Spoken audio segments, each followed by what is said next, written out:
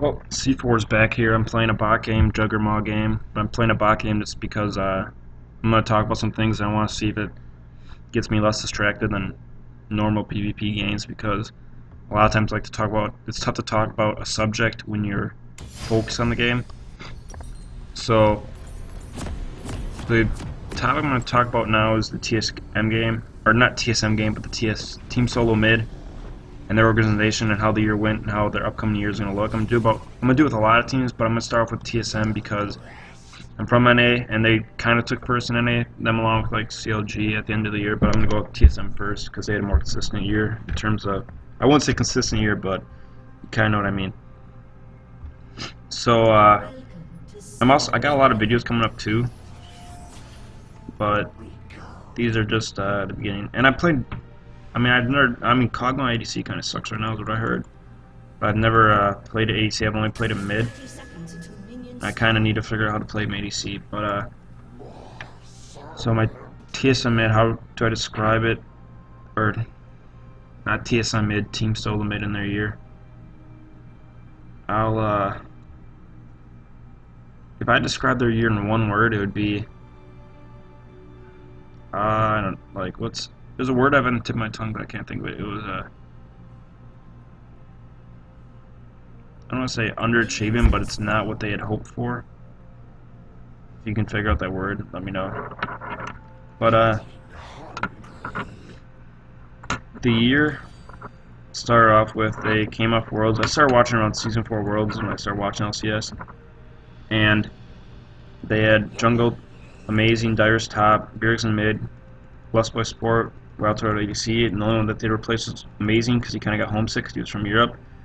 And Amazing, from when I watched, never really stuck out to me. I mean, we'll get into how he's played on Origin, but at the time he not really stuck out to me. He was a good player. I thought I wouldn't mind keeping him, but it wasn't like it was one that I was like worried about losing. But then again, I was new, there's still a lot of stuff I had to learn. And so they only replaced one guy, and they replaced him with Santorin, who is former coast jungler. And the reason Santorin kind of got the position, I think, partially is because he happens to be Danish, kind of like Bjergsen, who's their star player, who kind of gets to make some of the calls sometimes, He gets to decide what's good and what's not and what they need to do. But, so the year looked out to start out, they're like, okay, it's a solid roster, we'll see what Santorin can do. And so he started off in the spring split with them, and their spring split went pretty well for the most part, considering that they won first seed, and they won the playoffs, and they also won IEM Katowice, which is an international tournament. And they they didn't play a Korean team, but Koreans were there, so it's like, I guess they did play CJ Entis, I believe, and they beat them. But ooh, okay. No, I'm dead. Yeah, I knew it. Done by me. I was going for the kill and I didn't. But so they won IEM Katowice, and the Queens were there. They played CJ, but they didn't play GE, who took first in Korea, because GE kind of choked first. Team Wii, who was like one of the bottom teams in China. And so their year went good because they won all those things, and it was like, they'll be pretty solid, They'll do good at MSI, which is the mid-season invitational. And their strong suits, at the end of the spring split, they got Coach of the Year, MVP, and Rookie of the Year, or Rookie of the Split. And the MVP was Bjergsen, which I agree with. Coach was, I guess, local because he had the first place team. And Santorin was team in Russian at the time. I'm a TSM fan, so but might be biased, but I kind of thought that I liked what he did because Rush kind of at the time wasn't really known for playing the meta. Even though, now I think he's one of the top 5 players in the NA without a doubt. He wasn't really known for playing the meta. Whereas Santorin at the time played a really good meta, and he played a really good utility jungle if I were to describe it, by playing like tanks and junglers that can do well in team fights or protect hard carry, stuff like that. And so I think he deserved Rookie of the Split, and I really liked his play a lot.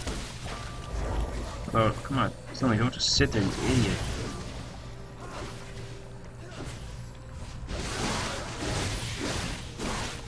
I'm gonna be dead again. Oh, thank God. Thank God for those minions saving me. But, I really thought he had a really good split with the team. I think he played well. He had some good Jarvan games, good Sejuani games. He just played what they needed, which was to build a big tank to deal with so that Bjergsen could sit back and do well. And, I mean, Dyrus didn't have a bad... I mean, Springfield, he wasn't like he was doing great, but he didn't do terrible. And, I mean, Wild Turtle... He still had some of his times where he would jump forward too aggressively and he would bite him in the butt, but Lost Boy had a really good spring split. I don't know what to upgrade next. I'll just get this. So Lost Boy had a really great spring split, and then Bjergsen obviously, and I thought Santorin did too. And then MSI came, and I was down to, so there was 6 teams a wild card, like Besiktas, HQ. I really like HQ as a team. Oh boy, slow. Like, I've always liked Westor. He's one of my favorite players. From when he plays Fizz, which is a champion that I play a lot of. But, it was between, so, Besiktas, HQ, TSM, Fnatic, SKT, and EDG. And they did groups, and it was playoffs of 4 teams, so 4 of the 6 advance. And I thought for sure it'd be like, EDG and SKT for sure, and then the next spots would come down to HQ, Fnatic, and TSM. And if I had to predict, I would have projected that TSM would have made it over Fnatic, and I liked HQ, and I really thought that they were probably the 3rd best team there. But then after that, it was up in the air. It was between Fnatic and TSM, and at the time, I went TSM because I thought they were more convincing in their split than Fnatic was. I mean, Fnatic has replaced a lot of their guys, so they're kind of learning, but they won the split, which is great for them. But I didn't think that they were as convincing as TSM, and that like they almost lost to Unicorns of Love, which was a newer team too in the finals. But it came out, and I thought it would depend on that first game between TSM and Fnatic who would make it on. And that game was over in 10 minutes.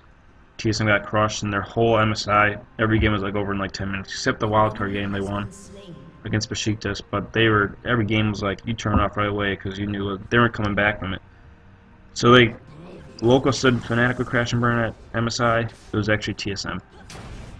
So they didn't make any changes though to the roster going into the summer split, which I mean you didn't have to. You still won the NA, and you're still, it's like you can recover from MSI. It's recoverable obviously, but they started out kind of slow. They ended up losing to C9, who wasn't as good as what people thought they would be right away in the beginning. And they just, all their games were like 500. Couldn't get anything done, and a lot of it happened with, it continued. MSI, Dyrus got camped a lot. And it wasn't necessarily his fault. It was a lot of miscommunication by the team. Yo, baby. But, it just seemed like him and Santorin never on the same page on when to counter gank, when to be up there, and that just continued into the summer split. And Santorin, I don't know if it was, after MSI, he got a lot of the blame thrown onto him. And I think part of that, it was, I mean, I don't know if he focused that much on like Reddit or the fans, but he did get, a lot of people would make fun of him, especially after the start of the summer too. He was getting railed on. I think that affected his play, because in the summer split he just wasn't the same. And the team wasn't, Lost Boy took a turn for the worse, Wild Turtle was even making less plays. And Bjergsen just couldn't, I mean, there was games where Bjergsen did carry them still. But he couldn't do as much now. I mean, Dyrus, I didn't think he played terrible in summer split. Again, he wasn't like a top laner, but he wasn't one of the worst. And I don't think he played bad, but Soraka with the ult, that's why I got her.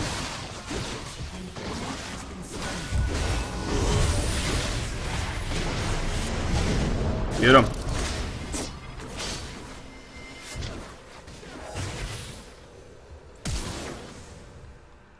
Come on. Second time I'm Wild Turtle here. I'm going in aggressive and not getting anything.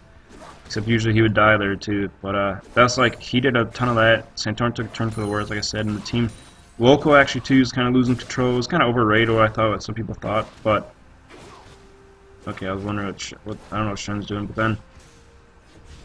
So he ended up, Andy, Reginald, who's the owner of TSM, took over as kind of the coaching role type thing with Local. And it was probably a smart thing to do, really, to be honest. But they kind of didn't really recover the whole year until, like, all of a sudden, right at playoffs, they get in there as like the 6, or no, they got in as the 5, I think. So they kind of, I mean, they had a little momentum going in, but not much. And then they go in there and they ended up going to the finals for summer, and I'm just gonna let him be. He's on his own. They go to finals for summer. We'll TP in, baby. Top laner plays, baby.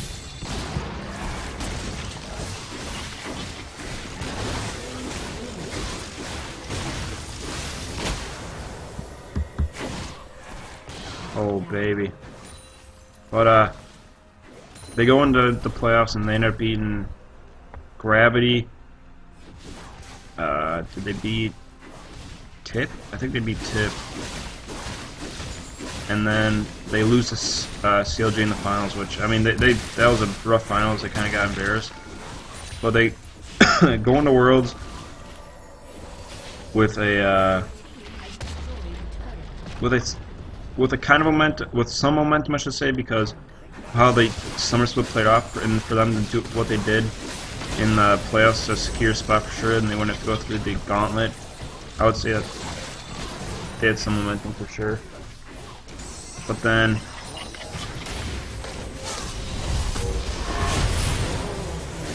oh boy. Let me get out of here.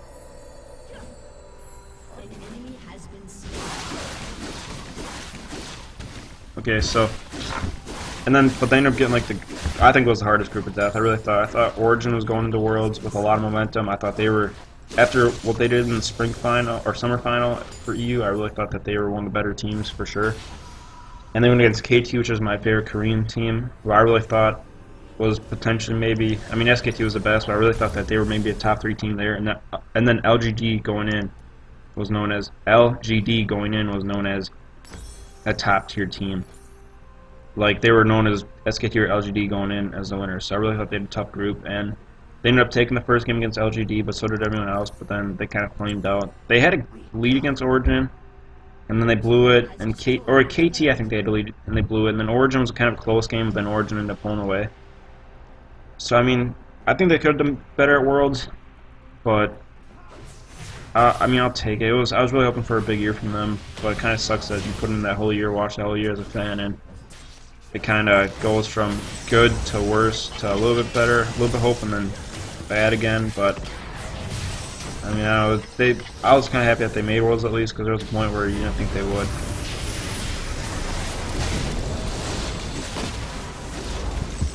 Sure.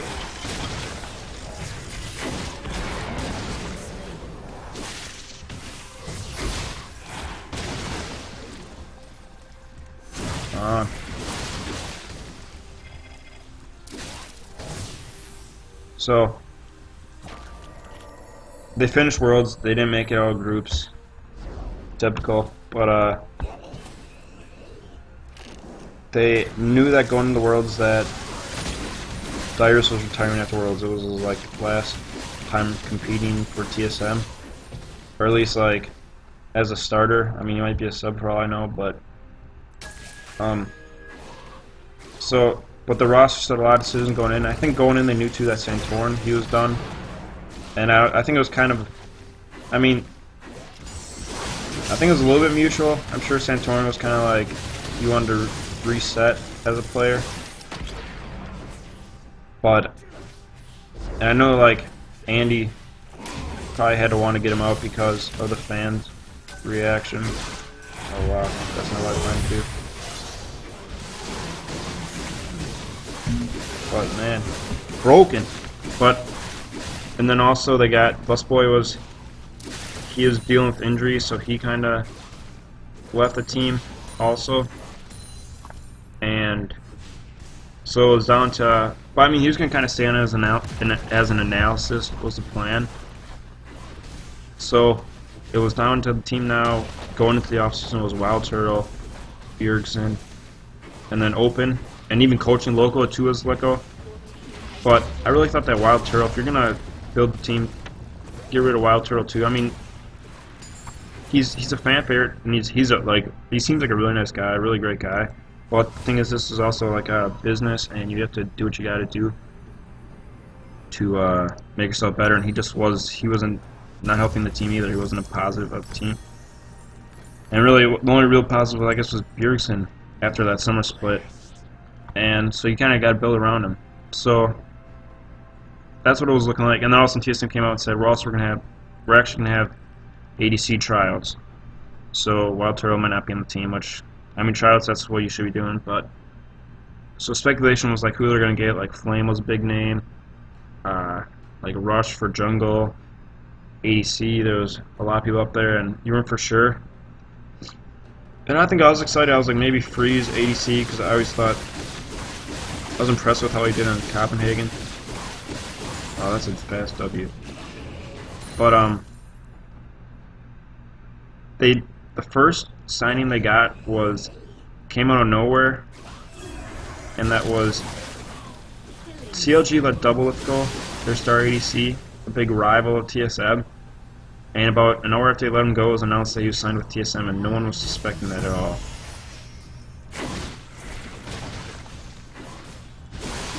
So let's get rid of the wave here. So their roster coming up then was now that Wild Turtle, he wasn't going to be in the roster. It's now it is now Bjergsen and Doublelift. So ADC and mid, their big carries were set. And then they weren't sure who was going to be next. And that's when, I believe it was next is the big fiasco with H2K, where it ends up being, so H2K was bidding with Svenskeren, and they thought they had a verbal deal, and they did not have one that was held up. And Bjergsen was going to have him try, or not Bjergsen, TSM was going to have him try out for IEM.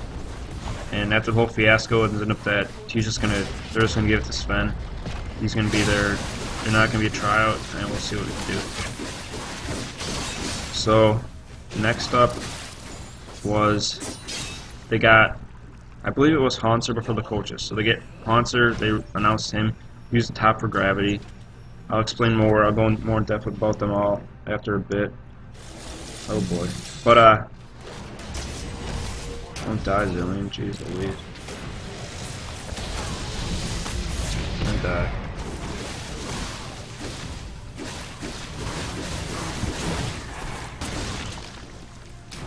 Dead. But so they get Hanser, and then they announce their coaches, which was Casey Woods, who I like the idea of having a coach who's not an analyst, but having someone who's there to control the team, make sure everything's going well. It's kind of like an actual head coach, whereas like in the NFL you have a head coach, an offense coordinator, defense coordinator. That's what TSM went with. They went with a guy who's going to take control of the team, make sure everything's going well, decide what they're doing. And then they signed head analyst of Fnatic as their actual analytical coach, which I thought was, I mean, that's a heck of a signing, because what Fnatic did last year was pretty amazing. To get one of the big key cogs of it, it was a great signing, and I really think he's going to do well too. And both Casey Woods and I think it's like Jarg, or I can't say his name. I don't know what he wants to be called. They both kind of showed that they're serious, and they're going to put the foot down, and they're going to make sure that they do business, and they mean business. Do I flash? Nah. But,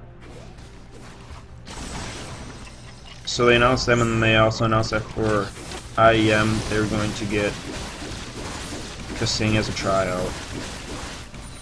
And as a tryout, I mean, I don't think it was bad. I thought Kasing was a good pickup. I think he's a good support. And I was kind of worried the tryout factor, because there wasn't a guarantee that it's on the team, and I was kind of hoping that we could get a for sure signing before something else happens. Like Adrian was a big free agent out there. Like, what if he signs somewhere else first? You know, you don't want that to happen. So they try him out, and they go to IEM with that roster of Svenskeren, Hanser, So Monster, Sunskaren, Bjergsen, Double Lift, Kasing. And at IEM, they win their first two versus LGD, who still continue to struggle. And Monster looked well, Sven looked pretty well. And I mean, Double Lift and Kasing looked solid. It wasn't like they really stuck out a whole bunch, but it's not like they played terrible either. So they had that going for them. And then against Origin, who had most of their roster except they had Power Review now over Expecte, which I'll get into when I go over that team. And TSM they got kind of smoked. I wouldn't say smoked, but they got beat pretty bad. And it was part of it was bot lane got beat pretty bad. Dead. And it wasn't like afterwards going into it was like Kasing was kind of used to how Double Lift played solo queue, and he kind of plays different in real life. So it wasn't Kasing's fault, but they just didn't mesh well, so the team kind of mutually decided. Kasing was a little homesick, and TSM was kind of like, maybe we'll try somewhere else if you're homesick too. It's like, if Kasing wasn't fully on board, I could see TSM kind of being like, too well. It wasn't like you stuck out a ton, maybe we'll see if someone else can fit better.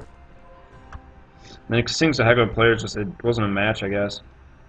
So they were looking for supports, and recently they came out with, and they get Yellow Star, who's support, and Shot Caller Fnatic, who rallied a heck of a split last year with Fnatic, which I'll get into, but it was a heck of a pickup, so that's their final roster right now. Oh jeez, what a lift.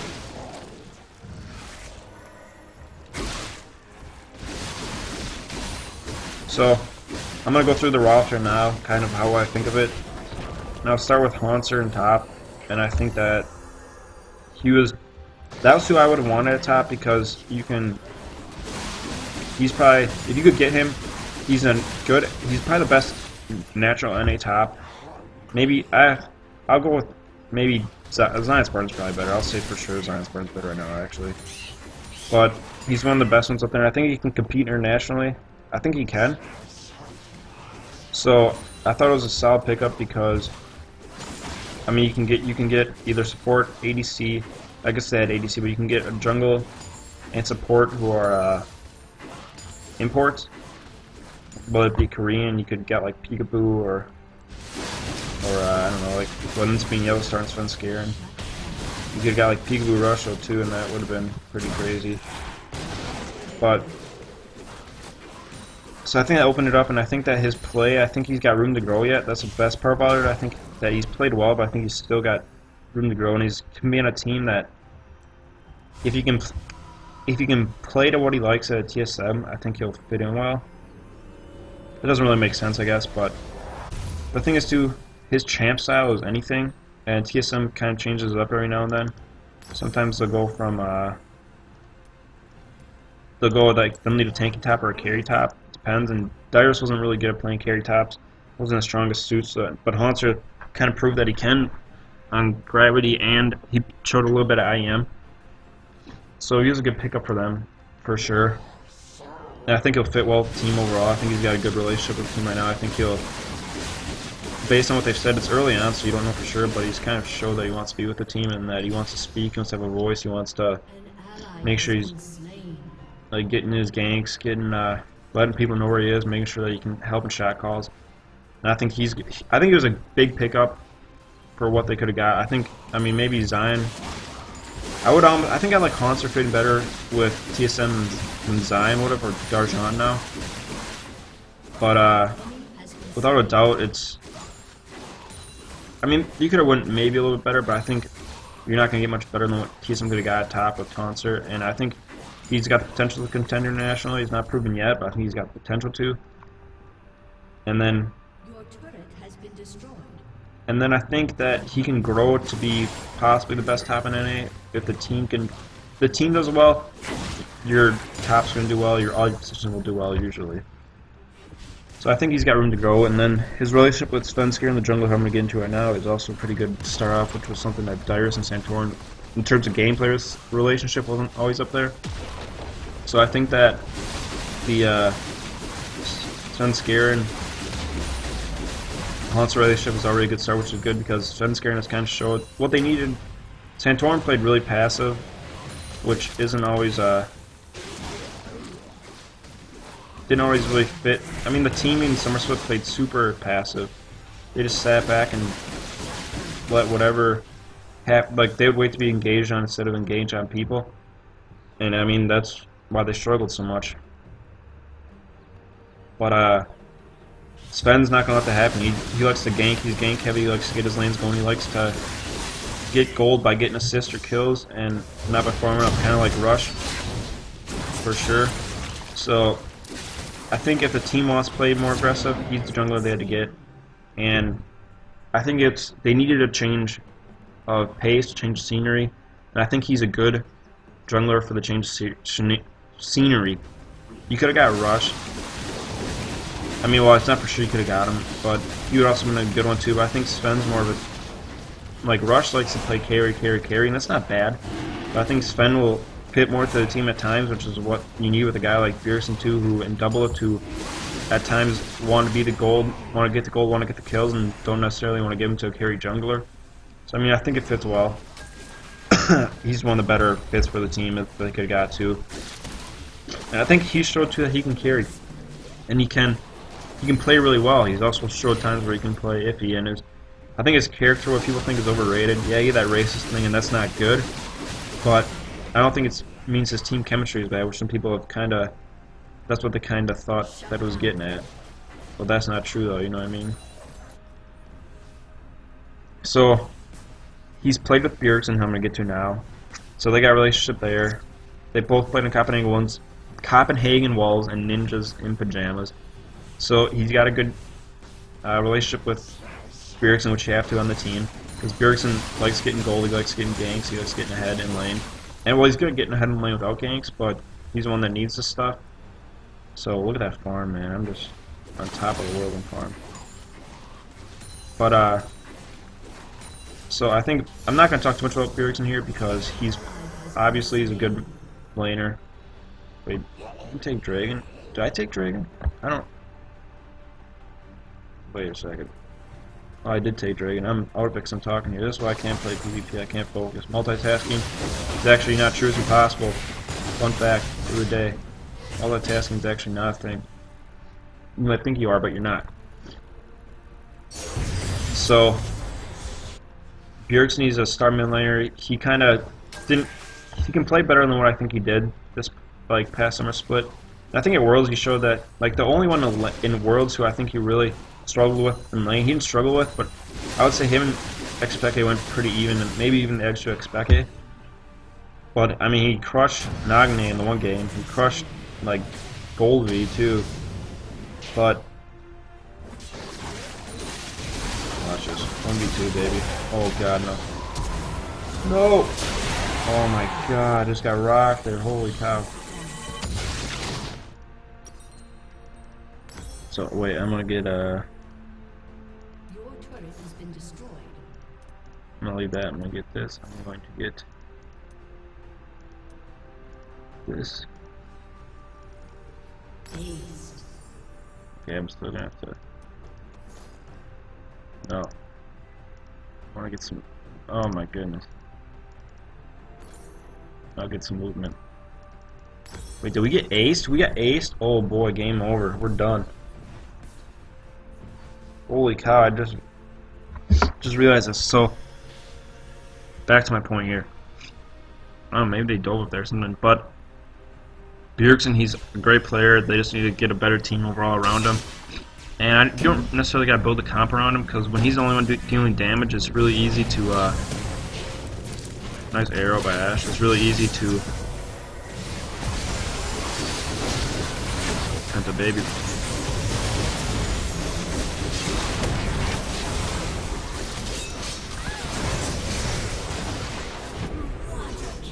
Come on, boys.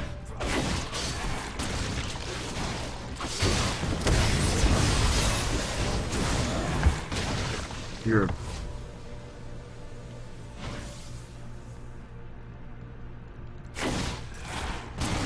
oh, Penta.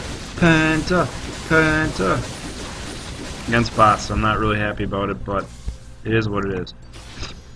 But, I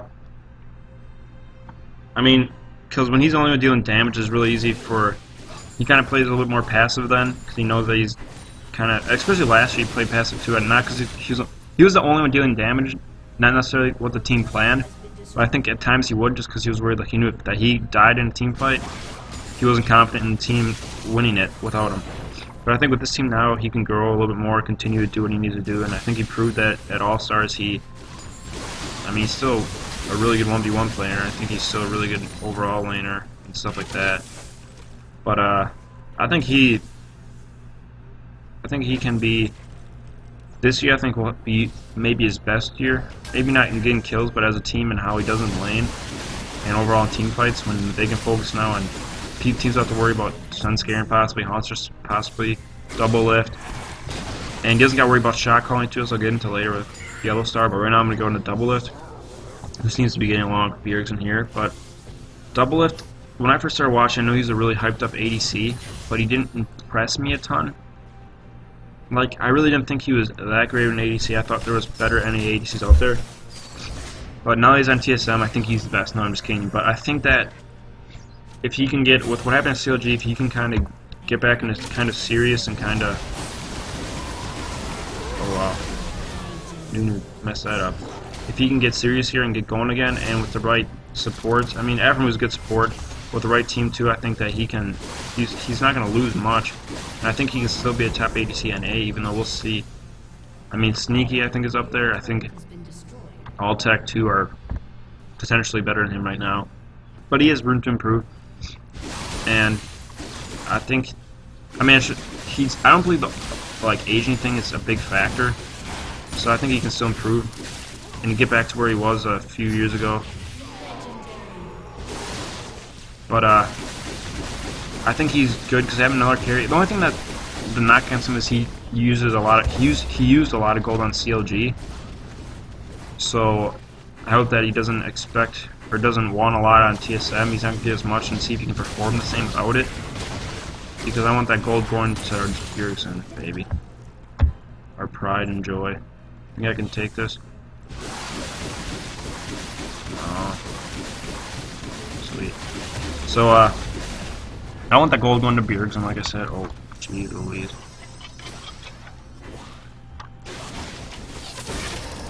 So, I want that gold going to Bjergsen. I'm going to say that at least 6 more times.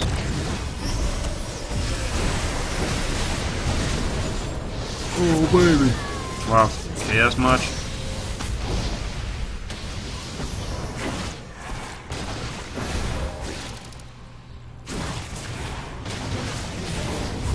I'm dead.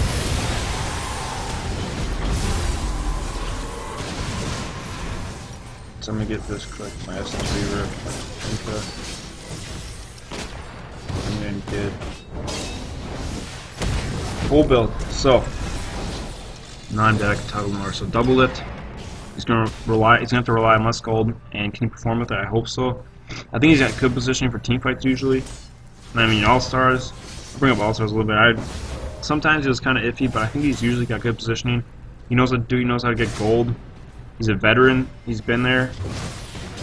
My only major negative would be is if he, because there's been reports that he's toxic, and that's not. I mean, I've never been there, so I don't know for sure. But a lot of people have come out and said stuff, so it's like if he gets, the worst thing I think in League of Legends is if your team doesn't get along, and that's one thing I think you need to have if you're going to want to win. But, I mean, CLG won last year and he was on it, so I think that it's not a huge factor, but it's just one thing that you got to take into account.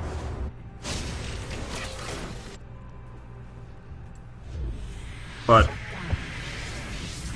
will the team, I think he'll be successful with TSM, so I'm not worried yet. But, I mean, we'll see, especially, the one big positive is his new support, which I'm going to talk about right now, I guess. Is Yellow Star, and that is the one of the biggest. Yellow Star is never a player that I've felt like, oh man, the guy's godly. But I respect his gameplay, and I do think he's one of the top.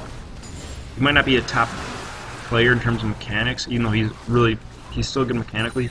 But just his mind and what he was able to do with Fnatic, it wasn't all just him, but what he was able to do there is big, and I hope he can bring whatever that was to TSM and with this new team too, because that was that was huge what he was able to do there, and to do with a team that I think is, you got a better ADC than what he had with the first Fnatic team there with Stillback. I think double is better. And I think, I mean, the Bevan and Bjergsen are like practically the same, so you got the same type, you got a good jungler. Reignover and Huni are Reignover and Sven are pretty close, and Haunter and Huni are kind of close, even though Huni's probably a better carry top. And I don't see why he can't do the same with like this team, or even better. But having him shot call, I think, is the biggest factor. Instead of Bjergsen, if Bjergsen can focus not on having shot call, and instead we're actually having Bjergsen, not the greatest shot caller. Yellowstar's a pretty good shot caller, pretty solid overall shot caller for sure.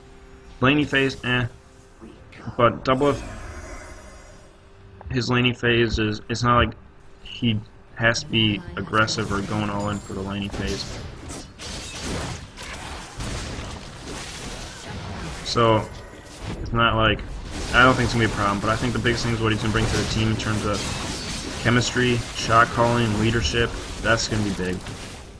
And I think that might be like one of the best possible pickups the team could have gotten this summer for NA or Europe. I think for teams in NA or Europe or players that were in it last split, I think like the big ones was like Freeze ADC, Yellowstar support for sure was a big one. I think Kasing and Yellowstar up there, I think, but Yellowstar obviously a little bit better than Kasing, I think, in terms of shot calling and overall leadership and all that stuff. I mean, you could have gotten like Rush Jungle, that would have been a big pickup, but I think for sure Yellowstar was one of the biggest support pickups you could have gotten. And I think that having him with TSM really completes the team. And with that coaching and all the stuff, to wrap it up here, with the coaching and everything, I think that they should win NA. There's a lot of good teams I'll talk about this year, but I think you got to put them kind of at the favorite for what they've done historically. And there's teams that could jump up there, and there's teams that I really like the NA LCS this year. I think there's a lot of teams up there that can be good, and I think that can compete with EU, although you're not going to for sure tell it to international, because EU right now for sure has got an edge on NA. And for NA to compete with them, they got potential at least now with the teams they got and the talent they brought in. But I think TSM can win NA easily. Not easily, but they should be the favorite for NA to win. And I think that internationally, this is a team that should be able to get out of groups at least. I'm not saying they're going to contend for a championship, but they should be able to compete in groups and get out of them. So that's my wrap on the TSM kind of summary. I hope it's good. Leave some comments. Let me know what you think. Thanks. C4 out.